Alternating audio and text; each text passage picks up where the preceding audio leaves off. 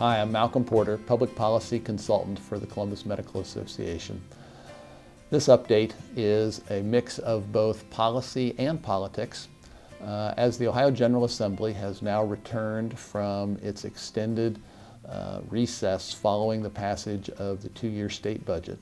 And this fall, the legislature has begun to hold sporadic hearings, both in committee as well as holding floor sessions around issues that did not get resolved during the budget season, as well as some new issues that have surfaced. As we get closer to the 2020 election, issues under consideration, whether they've been around for an extended period of time or brand new to the legislative agenda, will face increasing scrutiny and a political calculation as we get closer to the election.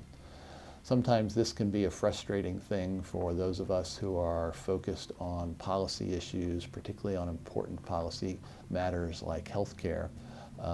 But it's a reality that we all need to be aware of and be conscious of. A textbook example of what I'm referring to here has to do with recent proposals around gun regulation in Ohio. Governor DeWine has recently made his formal proposal about what he would like to see done, and the kind of traditional political response has begun to emerge in the early days of the governor's proposal, with two sides staking out positions, one saying the governor has not gone far enough, and the other side saying that the governor is gone way too far. In the case of gun regulation, the CMA does not yet have any formal position on any particular pieces of legislation. However, we do have physicians who care deeply about this issue.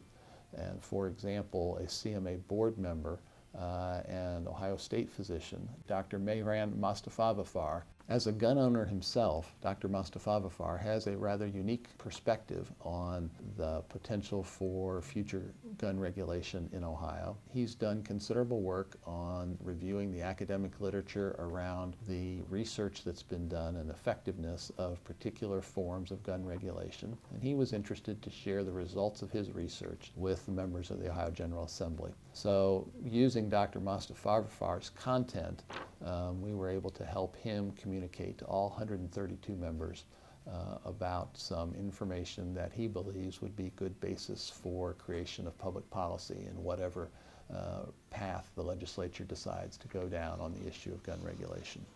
Certainly there are other items around the General Assembly, some of which are new, some of which are been around for a while, related to health care specifically. Price transparency and surprise billing and scope of practice issues, health education standards, women's reproductive health and abortion issues, restricting vaccination employment requirements, as well as changes in fireworks law in Ohio as a matter of safety. The Columbus Medical Association's Public Policy Committee is where these issues are monitored.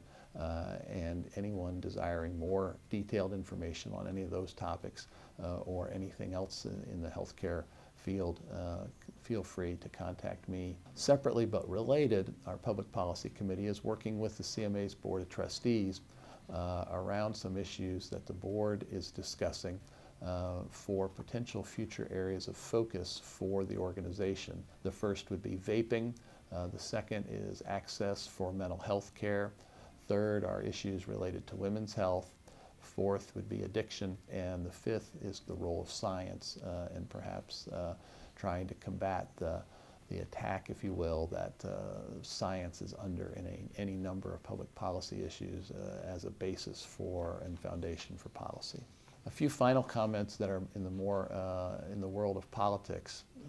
First is that this past month, the Medical Association, we hosted our annual Political Action Committee fundraiser with a special guest this year from the Upper Arlington State Representative Allison Russo. This is an event for physicians as well as some medical students to attend and be able to talk in a direct and detailed manner on any healthcare topic they want or other legislative topic with a member of the General Assembly. It's an event that the attendees very much enjoy. We get lots of positive feedback for that opportunity for people. The final comment that I would make around the 2020 election season and politics is that there have been some feedback from CMA members that it would be helpful for us to provide additional information around issues that are going to be under consideration and be kind of topics, hot topics, if you will, for the election. And so the first issue that came up, we were asked to provide background material on, has to do with the concept of Medicare for all. So as a way to provide additional information to CMA physicians, there will be upcoming in November an emerging trends program here at the CMA with a panel discussion on Medicare for all. The purpose of this event is not for the CMA to develop a position either pro or con the concept of Medicare for all, but rather to provide knowledge and background information and access to expertise so that physicians can ask questions and form their own opinions about how they view this big public policy topic. 2020 is going to be a very turbulent election year.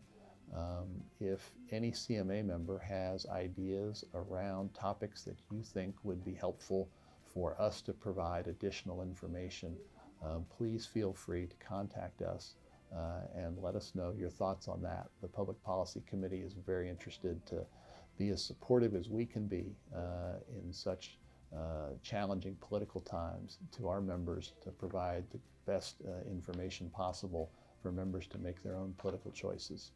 Thank you.